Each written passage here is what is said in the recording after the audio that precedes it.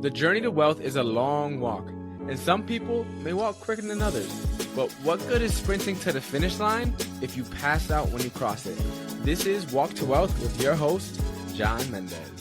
Hey, welcome back to the Walk to Wealth podcast. If you're tuning in on YouTube or any of the podcast directories, make sure to do yourself one teeny tiny little favor and make sure to give us a follow, because I don't want you to miss out on any of the amazing guests I got coming on this year. Without further ado, Dan, for anyone who hasn't had the opportunity, the pleasure to get to meet you yet, to get to know you, tell us your quick elevator pitch. Who are you and what do you do? Yeah, my name is Dan Flores. I'm a fitness and life coach, a peak performance public speaker, and the founder of the Warrior Lifestyle Movement. Amazing. Nice to the point. And so before we get into all the stuff that you're doing today, I'm curious. I always ask this question. I switched up how I do my interviews this year. And so the first question I kind of want to ask you is, what is your definition of wealth?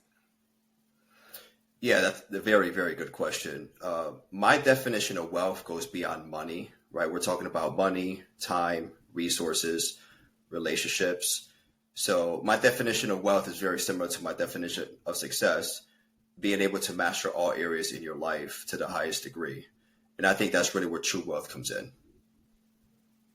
Amazing. So you said, so what are these areas of life that you mentioned? Yeah, so there's 7 basic areas in life that we all deal with. Some people might have strengths in one and weaknesses in other, right? But the 7 areas is physical, mental, emotional, spiritual, financial, familial, which is family, and communal, which is community. All right, cool. And I guess take us back in a time machine. Where do you think this kind of definition of wealth kind of stemmed from? What was little Dan like growing up? Were you always thinking about, things such as money, finances, family, all that stuff? Like, what was little Dan like before he got into entrepreneurship? Yeah, you know what? Little Dan was not into entrepreneurship at the time. I grew up in a state, in a town, or I should say city, that didn't really value things like entrepreneurship or investing. I remember when I went to high school, or even when I went to middle school, none of my teachers ever used words like success or networking, or they never taught us how to start our own business. So I grew up in the ghetto, just like everyone else. I was sold the same dream everyone else did, which is graduate high school, go to college, graduate college again, and then find a job that will secure you for the rest of your life. And I just had a very basic upbringing. We're immigrants. My parents came here to Peru to America from Peru when I was just a baby. So really, I'm really the first generation to come to America that is actually going down this path. That's amazing. So you were born in Peru, but you pretty much, from as young as you can remember, you grew up here in the States pretty much for the most part, right? Correct. I came here when I was 3. Okay, so 3. So you were still super, super young. So I guess kind of talk us a little bit about your upbringing. So you came in with immigrant parents. What was that kind of like navigating through the world? Like, what kind of values did they kind of instill in you that you carry on to this day? Oh yeah, 100%. They were super. One of the main things I learned from my parents was the value of sacrifice. When my parents came here, they came here with nothing. They left their whole family behind. They had degrees, so they left their careers behind. And to be able to come to a new country where your degree is not really worth anything, you basically have to start over. They didn't really have a second opportunity to go to school again. They just had to just go ahead and work part-time jobs and climb up the ladder. So really the sacrifice and the grit that it took to be able to find their path, to be able to find stability here with their jobs, their household, and then to be able to make enough money to be able to bring me here is just a testament of really the path that they set for me and my brother. Yeah, that's amazing. So they came here before you, right? If I'm not mistaken, and then they brought you over. Then Correct. Yeah. At what age did you kind of start to realize all that stuff? Were you kind of like a old soul or like a deep thinker, and like from a young age you were kind of like thinking about like all this stuff? Like what was kind of going on? Bring us fast forward a little bit into the story to like high school, young teenage Dan. What was your kind of thought process? You mentioned getting degrees and finding a job and stuff like that and working. Mm-hmm. What was your thought process coming out of high school, graduating? What were kind of your plans cooking up? Yeah, actually, when I got out of high school, I still didn't know what I wanted to do with my life in terms of a career, what path I should take. So I went to college and just took general studies for about 3 years. And then I eventually stepped into the construction industry because I always built things with my hands when I was a kid. Growing up, we didn't have a lot of money to buy toys. So I always made my own toys out of wood and aluminum and et cetera. And I always helped my dad renovate some of our houses as well. Because my dad owns a few houses. So I figure a couple of years in college and I'm thinking, well, why don't I just go into construction? I like building things. So let me just go into that. I found that a college here had a 4-year construction program. So in total, I was in college for about 7 years, and being in that program was kind of my foot through the door in the construction industry. Now, it didn't take long for me to realize that I was not really passionate about this. I like doing it. I just wasn't passionate about this. I would say maybe within 2 to 3 years into the industry, I'm thinking, this isn't really it. I actually had a passion, like some type of fire inside of me that was telling me that I was meant for much more than just sitting in front of a computer and managing construction jobs. Not that there's anything wrong with that. My hat goes off to people who do that, but I just always knew there was just that fire inside of me, and I didn't know what it was at the time. But I basically remained in construction because 7 years to college, right, paid off a loan. A lot of sacrifice went into me getting that degree. So in the beginning, I kind of forced myself to stay in that industry. But the more I was in it, the more unhappy I was, and I realized that over time. No, you mentioned a lot of good points. One of the first ones that really came to mind is you mentioned your dad owns a couple properties, and he would take you to go on renovation projects, which is an experience that not a lot of people get to have. So, having someone that it has a home and owns a home and multiple properties, that must have been a good experience for you, especially at that early age. And then that kind of gave you plant the seed to get your foot in the professional career. And although it didn't end up turning into something that you did forever, it got you that start. So you went to college. You said you went to college for 7 years. Explain that a little bit, because mostly, undergrad, if I'm not mistaken, is 4. So did you go to like a college and a trade school, or what was that kind of like? Yeah, so I went to a community college. That was the 3-year general studies. Went to a community college for 3 years, just banged out all my generals because I knew eventually most of that would transfer over. And so that just gave me a little bit more time to figure out what I was going to do. And then I went to a university, which is, a higher level tier college that had this specific construction program. And about 80, maybe 90% of my general credits transferred over. So it was really a win-win. I love college. Correct. Yeah, exactly. That's dope. So all right. So fast forward a little bit. You got into the construction industry, and you figured out that that's something that you didn't want to do, but you sacrificed so much years. So I'm curious because similar to my grandparents immigrated here, and I don't know. I feel like regardless of like what country they come from, but like immigrants in general, at least from what I've found in my personal experience, they value college so much, right? They value to get a degree so much. And a lot of times their kids or their grandkids or whatever will go to school. And a lot of times one of the driving factors, sometimes the main driving factor, is kind of to make their parents or their grandparents proud, right? Because to get that degree, because they didn't have the opportunity maybe back in the country that they came in from. And so I'm curious for you. So you ended up getting that degree. And then again, within 2 years, you kind of stumbled across a feeling like, hey, I'm meant for more. What was that kind of like navigating those emotions, those feelings in that time? Because it could kind of feel like, hey, I kind of, wasted this whole thing if I'm just going to drop it now. So what was it like trying to navigate your next steps during that time period when you started to realize like, okay, maybe construction isn't going to be the route for me, even though I just spent all these years in school kind of for this?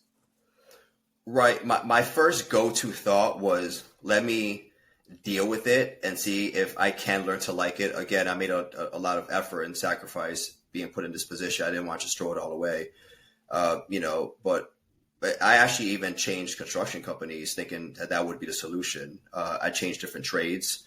I went from demolition to site work to piping and plumbing, etc. And same thing, right? Nothing really fulfilled me. And the one thing that kept driving me to something much higher was the fact that, again, talk about that sacrifice my parents made for me. Like I had to succeed, man. There was no other way. Like I had to justify everything that they put on hold just for me and my brothers to be able to give us this opportunity. So I didn't feel like I was letting them down by switching this mindset and this path. I feel like if anything, I was honoring them even more by chasing a calling that I feel was true to my heart, that I was passionate about. And I really owed it to me and especially to them to figure out what that calling was. Yeah, no, and I think that's a great point you mentioned. And you mentioned too, about you just mentioned about that burning desire for more. Yeah. At what point did you realize that? Was that something that you kind of always had? Because a lot of times you ask someone like, hey, why are you so driven? Right? And some people just have it and some people unfortunately just don't. And some people who are, blessed enough to like awaken that later on in life or at some point after some experience, kind of flips on for them. But like, when did you start to realize that you kind of had like this burning desire to like just achieve more and succeed at a higher level? And then also, what was it like kind of carrying the weight of all that, all that pressure to succeed, to achieve, to make your parents proud, to make their sacrifice worth it? Like, what was it like kind of navigating that as a young adult while you're still also finding yourself and what it is that you wanted to do? Yeah, no, that's a very good question. As I mentioned before, that burning desire, I really tapped into it about 2 to 3 years into the construction industry. Now, I will say this. I truly So what do age were you at this point? You were like, what, 20, 24-ish, 25?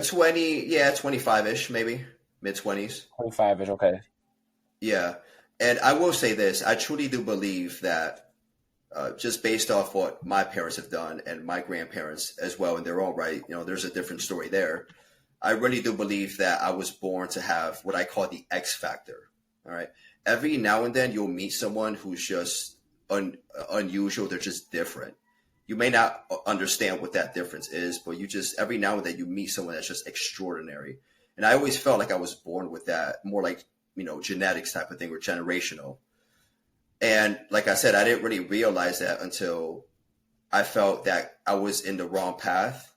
That's really where I found that calling. Now, in terms of navigating it, how did I feel? I was a little confused because think about it. You just fresh off of college, 7 years, you're finally into this industry you always wanted to go. And when you feel that that's not the industry for you, it's like, well, what do I do now? Where do I go? So I had to reassess once again, what did I want to do for the rest of my life? What's something that I was passionate about? What's something that I can see myself doing every single day? And I'm excited to wake up and I'm having a 10 out of 10 day doing exactly that one thing.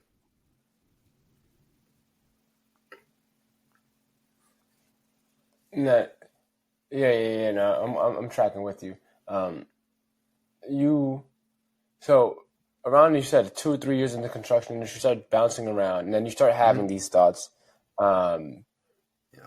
I'm curious, where did the entrepreneurship come into play? Because again, went to college, you got into construction, you had a job, but you haven't mentioned anything about any businesses or anything like that. So was this the point where that kind of transition happened? And if so, how did that take place? Was it something that was just like, you know what, quit my job tomorrow and start the next day, entrepreneurship lifestyle? Right. Or was it like a more like thought out, methodical process of like, all right, I kind of hate this. It's definitely not what I want to do long term.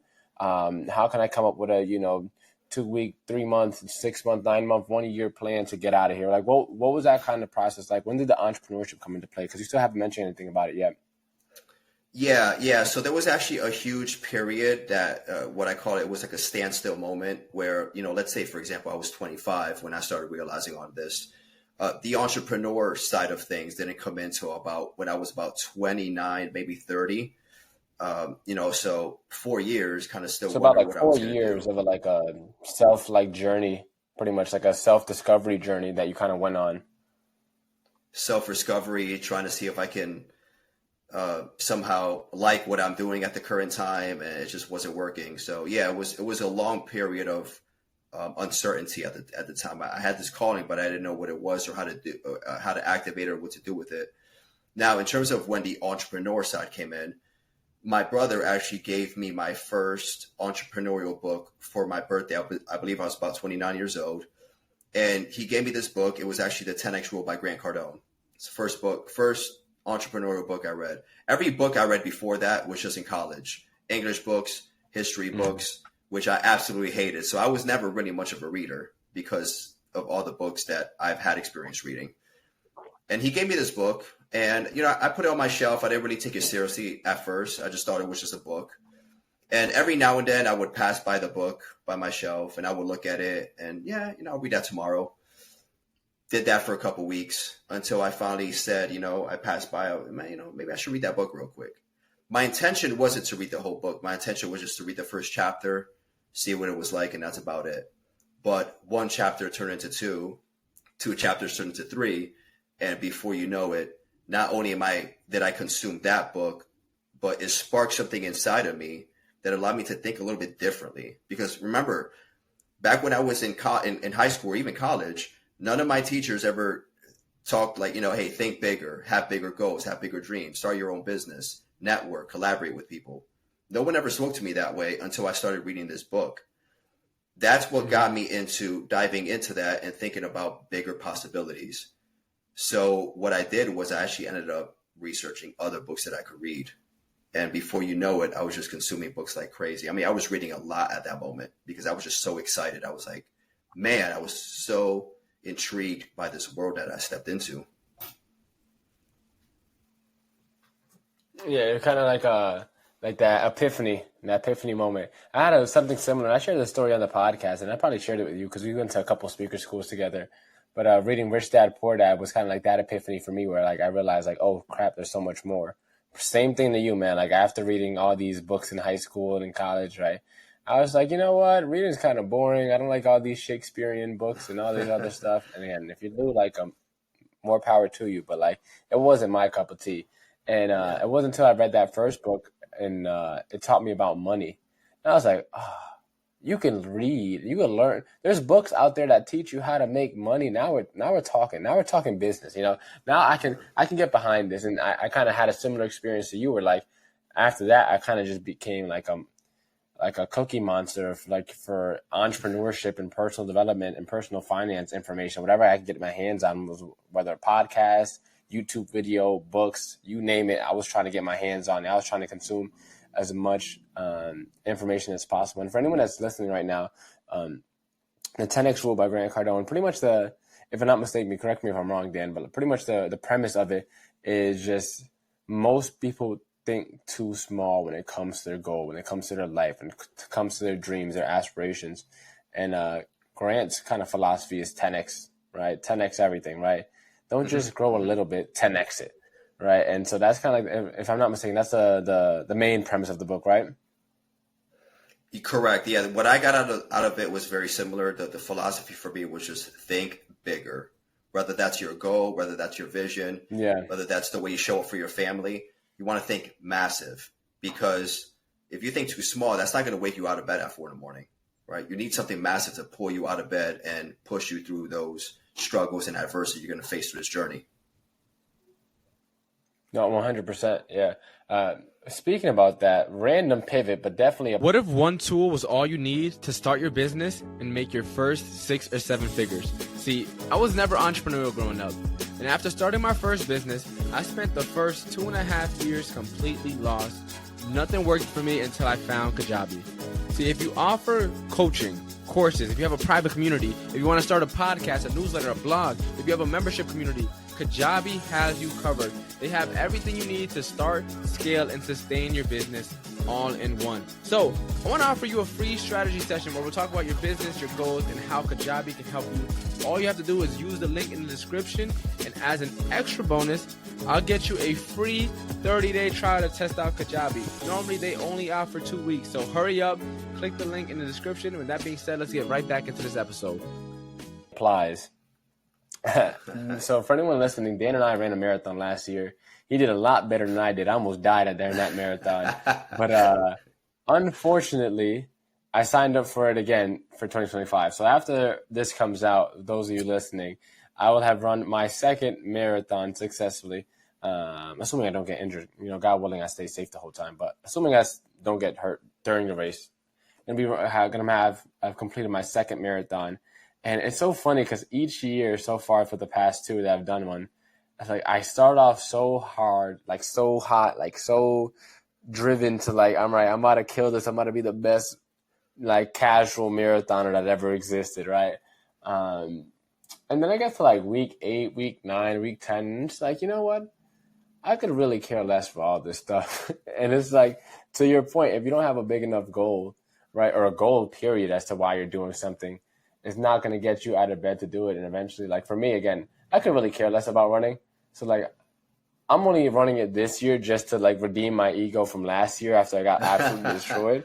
But like, man, to your point, like, when you don't have that strong burning reason, and the days you don't want to, it's going to be a lot easier to say no and just turn back, right? Or stay at home, or not go outside, not hit the gym, not send that, that reach out, not make that video. All right, cool. So back to your story. You're reading the 10X rule that kind of sparked the seed that kind of kickstarted everything. And then from there, you start, watching a bunch of videos and reading a bunch of books and just consuming a bunch of information. What was the first entrepreneurial endeavor to come from that kind of epiphany that you had? Yeah, no, great question. Just real quick, I like to just mention one thing before, which is going to lead to your question, right? I call this point in my journey the staircase to entrepreneurship. Now, the staircase, think of stairs to a staircase. All right. The first step is reading books. So it's the most simple way you can start. Just consume books, whatever books reflect the vision you have for yourself, the future you want to build. And then from there, you transition into audio, whether that's listening to podcasts, listening to audiobooks, listening to interviews that these individuals had with other people. And then the third step is, okay, now you want to invest in these people a little bit more in hopes to learn a little bit more from them. So now you start diving into buying online courses from them. Whether you hire a fitness.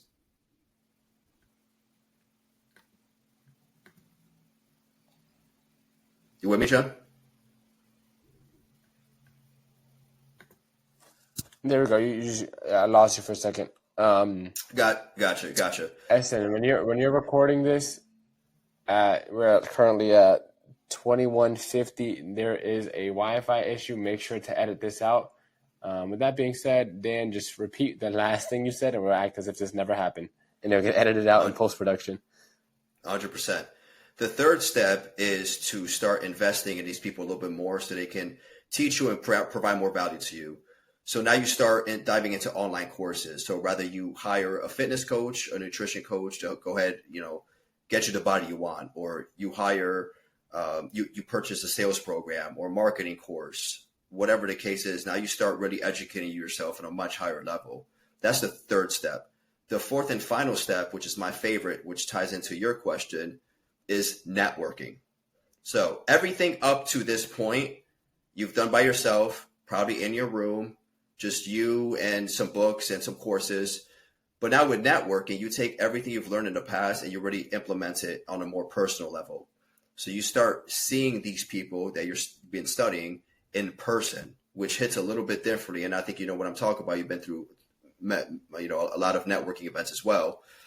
And the cool thing about networking events is that not only are you learning from your mentors that you learned in the past, but you're also surrounded by like-minded people who are probably there to share the same vision you have, probably have the same goals you have, and can help you to some degree in the future.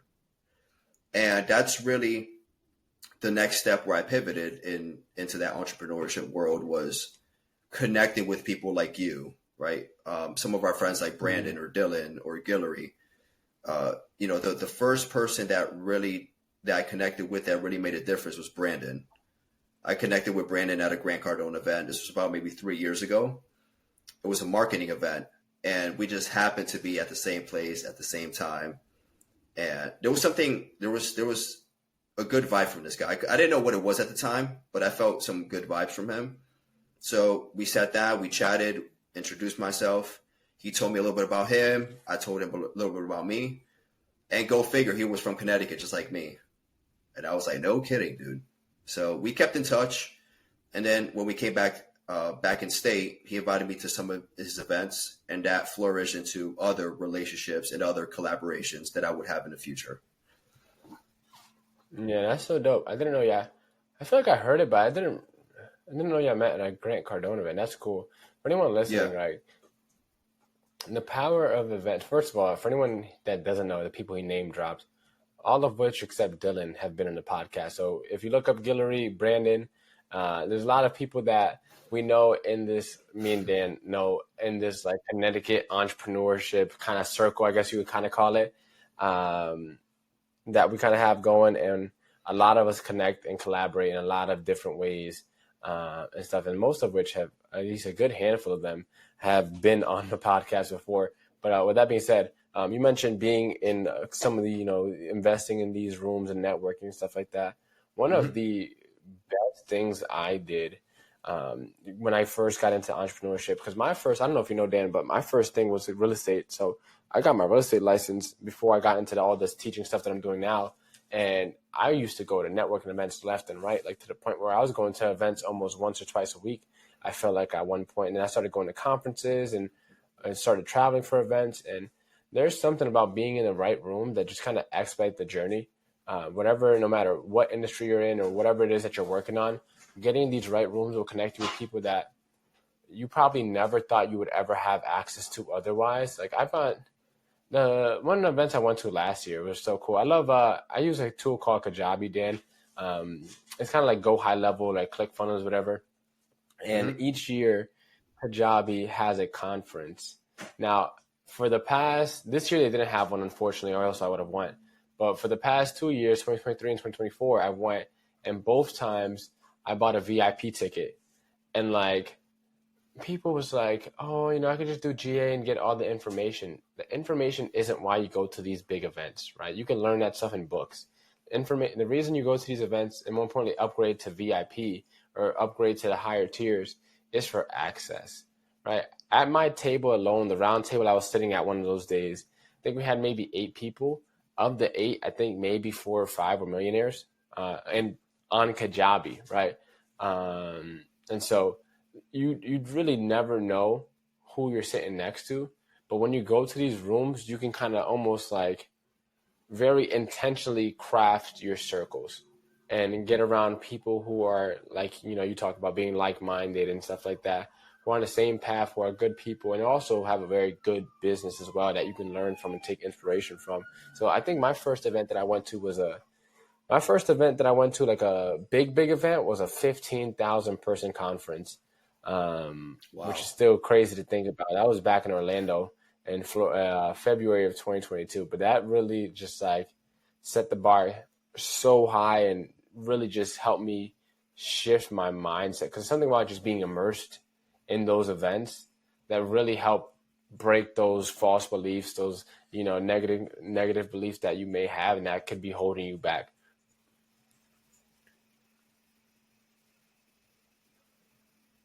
Yeah, I completely agree. I mean, it had the same effect on me. I remember the first networking event I went to. My brother actually brought me and my dad with him. He invited us to the event.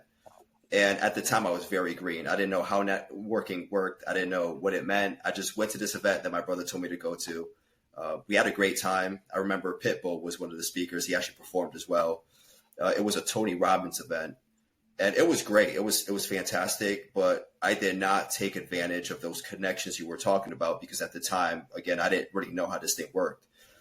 And then when I went to my first event on my own, that's when I started to really learn from my mistakes in the past. And okay, I got to start connecting with people. And you know what? For anyone that's listening, it might take a few events for you to get used to it. It might take a few events for you to find that 1 or 2 or 3 people you're going to resonate with. Unfortunately, you're not going to resonate with the thousands of people that are there. There's always going to be 1, 2, 3, maybe even 5 people that you're going to stay connected with that can really help you succeed. Now, you mentioned something in terms of meeting people that could kind of take you to the next level. And I'm a huge advocate for mentorship and collaboration. Now, the first event that I went to was an event that my brother invited me to, which was a Tony Robbins event. It was actually pretty cool. Pitbull was actually one of the speakers. He performed there as well. So it was a great opportunity to be around like-minded people. Now, at the time, I was very green, so I didn't know how this whole networking thing should work. I did not take advantage of those connections like I should have. And it wasn't until I went to my first actual networking event by myself where, I'm like, let me learn from my past mistakes. Let me start connecting with people and see who I can meet, see what numbers we can exchange and information, etc. And then over time, I started to get better little by little, the more events I went to. Now, I just want people to understand, whoever's listening in the audience, you may have to go to a few events to find people that are going to change your life, right? You're not going to meet 1,000 people and stay connected to every single person you meet. But every now and then you'll meet 1, 2, maybe 3 people that you want to hold on to, you want to keep constant communication with, and see how you guys can help each other in terms of collaboration. Yeah, no, I want to second that too, because a lot of times people go to these events and they try to meet everybody. And it's like, I like to think of networking, like and when it comes to networking, you want to be a sniper, right? At least that's how I think it should go. I hear all the time, and this really comes from the sales world, but you always hear the more hands you shake, the more money you make, which is true most of the time, if not all the times. And it also makes relationships just seem very transactional. And again, I understand we have to do business, we have to make money, we all have bills to pay and families to take care of, or yada, yada, yada. Totally understand that, not, saying that money isn't important in transaction. I mean, making business partners to actually do business, that is just, what I'm saying, that is important. But I don't know, I just felt like I've gone to too many networking events where people just pass business cards before ever shaking your hand. Or they're like, I had one person walk up to me with their business card in hand and said, hey, like, you should have this. And like the first thought in my head is like, no, I shouldn't. I don't know who you are. I don't care for who you are, right? I don't care how successful you are. It's just like, be a good person, be a cool person to talk to. And I think a lot of times with networking, again, people, specifically from the sales world, they're of the mindset of like, I just have to meet everyone. I have to shake everybody's hands. But it's like, you can realistically only maybe keep up with maybe 2 to 3, 4 people, like that are really solid in your life. Mm-hmm. Like those are the people that are gonna be like your best man. They're gonna be at your wedding, right?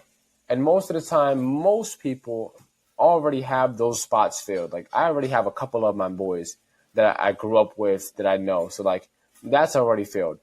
And then from there, you could maybe have like 10 or so, 15 or so people that are like kind of outside that circle. They're still close to you, but you kind of see them you don't speak to them as often. Anything beyond that, it's literally impossible to keep up with people. Like you might see some people like once a year, maybe 2 times a year. Yeah. And so like for me, I never understood as to why people try so hard to meet everybody. For me, it's always been like, all right, who can I make a meaningful connection with?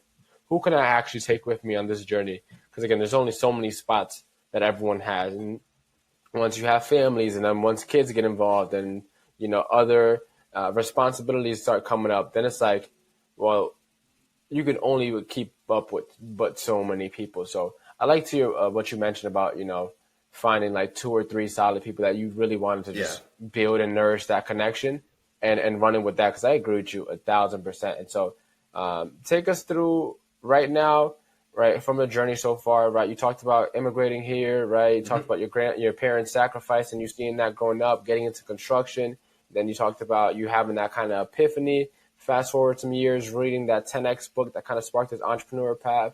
All right, fast forward us a little bit to today. Where are we kind of at with everything? Who is Dan Flores and how did he get into what he's doing now? I had the pleasure to kind of see a little bit of it behind, unfolding, because again, we went to a couple public speaking schools together and workshops together, so I kind of got to see you before and kind of during and a little bit after it all come together from afar. So bring us up to speed to where you are today and kind of the coming about of all that stuff. Yeah, of course, definitely. So we'll pick up on the story where I met Brandon. Okay, now check this out. I mentioned how Brandon, when we came back to the States, he invited me to some of his events. The first event I went to was phenomenal. I met people like you there. And then after a few events, he connected me with Dylan, which is one of the other guys we connect with. Okay. I went to Dylan's event, which was, again, phenomenal. And at Dylan's event was where I met one of my life coaches. And at that point, that's where everything multiplied times 10. I thought 10 times bigger. I moved 10 times quicker. My ambitions became 10 times stronger by meeting this one person who I would eventually work with later down the road. And that's just the power of connection. Literally by meeting one person, Brandon, not meeting 500 people, like you said, meeting that one person, I met Dylan. And then from Dylan, I met my coach, Sean. And that is what tapped into where I'm at today. So being in those type of mastermind groups, what I call them, it allowed me to really test myself and push myself beyond the limits. Now, there got to a point where I've seen guys like you and Brandon and Sean, where I've seen you guys grow and you guys were mentoring people. And I'm thinking to myself, damn, maybe this is something I should do. Maybe this is that calling I've been talking about, the big question mark that was there, and I had no answer for it. Maybe this is something I should do, because I loved being in this atmosphere, and I loved what my mentors were doing for me. I wanted to be able to do that for other people as well and make them feel the way I did. So I was about I was about 32, maybe 33, where I really started to elevate myself on a whole new level, my mindset, my discipline. I started waking up at 3:30 in the morning. I started going out for runs. I started doing marathons. Eventually, I got into public speaking school, which allowed me to now become a speaker, which is one of the main things I do. So in terms of who's Dan, I am I'm a fitness and life coach where I help other men and women elevate their life on a holistic standpoint to help them based on where I was at one point in time. Right now, before I wanted to be a coach, but I wasn't there yet. I had to become that person first in order for me to show other people how to do it. So before I could become a coach, I had to go through this discovery journey and really test myself and test my limits and push myself and get myself in uncomfortable positions, like running marathons and getting in front of a big crowd and sharing my message and doing Facebook Lives and stuff like that. So that's why I created my online program, my self-mastery program, which is called the Warrior Lifestyle Self-Mastery Program, where it allows people to tap into their fitness. It allows them to really better their overall health. It allows them to build an unshakable mindset, change their habits around, and just make sure they show up as a leader for their family and their community. It's a more holistic program, a more holistic movement. And on top of that, obviously, I share a lot of this stuff on the stages that I speak, on the content that I shoot. Everything is just holistic standpoint, trying to see how hard you can push yourself to become the best version of yourself.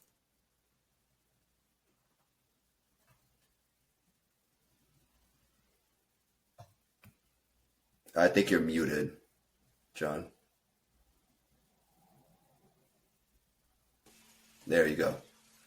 So a lot of people, to your point, like they try to get into this whole speaking, coaching kind of thing and have yet to accomplish for themselves. And one of the things I've always heard is that you can't pour from an empty cup, right? You can't pour from something that you don't have yet for yourself, right? You can't give advice for something that you have not yet experienced, right? You're just giving your best thought, your best opinion, but you can't really give true advice if you haven't accomplished yet. Now, to tie that back to what we were talking earlier too, I think the more you accomplish, the easier networking becomes because your name starts to enter rooms before you ever do. Mm-hmm. And the cooler the stuff that you do, the easier that makes networking. I think a lot of times people, and that doesn't just apply to just business accolades at all. Like, for example, you mentioned running a marathon. Like, you tell people that you ran a marathon, and to a marathon runner, it's like no big deal. But then you have to keep in mind maybe 1% of the population run marathons. So pretty much everyone else, you tell them you're running a marathon, they look at you as if you're like some Greek god or something, like, Or you're crazy. you know, like, wow, my goodness, there's no way, like a full marathon. And it's like, and then, but it makes it so much easier to have the conversation. For example, my podcast, right? I think I forget when, but last month I hit 300 episodes. Right, you have 300 episodes for a podcast. Again, this podcast has nothing to do with the AI and marketing stuff I actually help people with in my business, but like accomplishing cool things, right? And right now I'm working on a documentary that I think you might have seen the trailer. I did, yeah. And these are just like little things that I'm doing just for fun, but like the cooler the stuff that you do is gonna attract the people that you want, because again, it just, no one wants to be like the guy or the gal that hasn't done anything with themselves, right? And so the bigger your resume, and again, it doesn't just mean business accolades, whatever it is, marathons, Spartan races, another cool thing I did last year. Skydiving is the one. One of our buddies, Andre, just went skydiving. So it's like the more stuff you can kind of accomplish, and the more side quests you can kind of accomplish, it's all going to help kind of build this person that you're becoming. And just make you so much more, I guess you could say, like I'm thinking of food because I might eat lunch after this. I guess you're more flavorful, right? As a human being, have more depth to you. Yeah. So I agree with you 1,000%. And so I'm glad that you took that approach. And it's cool. Again, it's cool to see it kind of all unfolding, because I kind of seen it from afar, and I'm still figuring my stuff out. I'm trying to get more into coaching, at least private coaching. I've been doing a lot of group stuff, and I want to transition more to like, so I'm literally this past month, I've just been spending a lot of time just figuring out, you know, what is it that I want to build. I think not a lot of people take the time to stop and think of like, all right, you know, what is this business that I'm building, right? They get into entrepreneurship usually because they're good at something or someone asks them for help or something. They see a gap, they fill the gap. But not a lot of people tend to think long term, like, is this even something that I want to head into down the road? Or is it something that I'm just doing now to help support my current stage, my current reality, my current finances? And so that's kind of where I've been at right now for the past month, just to kind of share and be a little transparent with you. But one thing I love about your journey is you mentioned, without really mentioning it, but it took you about 8 years, from 25 when you first had the epiphany that you wanted more, to about 33 where you mentioned like you really just started like going crazy and really teeing up and getting yourself together. And it doesn't happen overnight. And a lot of us want it to. A lot of people think it's going to be some seamless transition. One day you're not an entrepreneur, the next day you are. Like, everyone's journey is very different. And like you kind of shared and took us into that, like, hey, it took you a while. Like from that moment you had the epiphany to the reading the books, that was just 4 years right there, from 25 to 29. Yeah. And then from 29 to 33, that was another 4 years right there before you really started like really ramping things up to where you're at now. So I'm glad that you were able to, and I appreciate you sharing all that stuff, because a lot of people just try to make it seem as like, yeah, you know, I got into entrepreneurship and now the ball is rolling and everything's sailing smoothly. But that's not always the case. It usually takes a while for us to figure it out, especially if we're not coming from, you know, entrepreneurial upbringings, right? Both of us came from, all right, we got to do whatever we got to do, and then unlock that like kind of entrepreneurial bug later on. And so we have to play catch up a little bit. Mm-hmm. And so I appreciate you sharing all that. Dan, as we bring things to a close, where can people connect with you? Where can we find you at? Do you have any like freebies or any lead magnet, any gift that you want to give to the audience? If not, no worries. But share, where can we get more of Dan Flores? Yeah, the best place to find me is on Instagram, at Dan Flores Lifestyle. You could also find me on Facebook, Dan Flores. If you want to learn a little bit about me and my business, you can go to danfloreslifestyle.com, danfloreslifestyle.com. And, you know, for anyone that's watching, if you guys need any help with your life or just taking things on a bigger avenue, if you want to, if you're someone who wants to lose 30 pounds, if you're someone who wants to improve your self-talk, if you're someone who wants to show better energy for your family, shoot me a DM. I'm going to do everything I can to help you through this journey, because unfortunately doing this on your own, it's not the best way to do it, right? It's always better to do it through collaboration, through someone who is already where you want to be, right? Those are the type of people you want to seek. I do have an ebook. I'd be more than happy. 100%. I can send it to you, John. I do have an ebook. It's the 7 Pillars of Life, which pretty much tackles the 7 areas that we talked about earlier. All right. And it's really like a self-assessment book where People will assess where they are in all 7 areas, find out where the weaknesses are, and action steps you can take to be able to increase those weakened areas. So that way you're successful across the board, not just in 1 or 2 areas. Amazing. And now it's time for our rapid fire round. Sorry. Famous 5 questions. Same 5 questions we ask every single guest that hop on the show. Question number 1 is, what is the most impactful lesson you've learned in life? That you have to show up 1,000 times to get one shot. And me and you kind of touched on that. What is the most admirable trait a person can have? Discipline. If you had to change someone's life but only had one book, which would you recommend? The 10X Rule. What is the legacy you're working on leaving behind? Generational knowledge, generational wealth.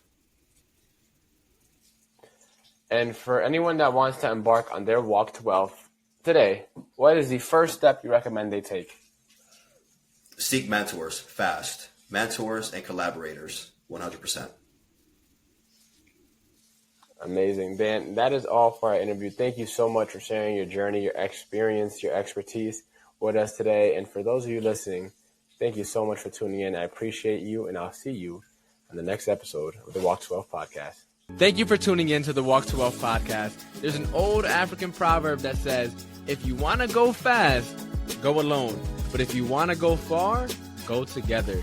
So make sure to hit that subscribe or follow button so we can continue on our journey to wealth together. And again, I'm your host, John Mendez, and I'll see you on the next episode.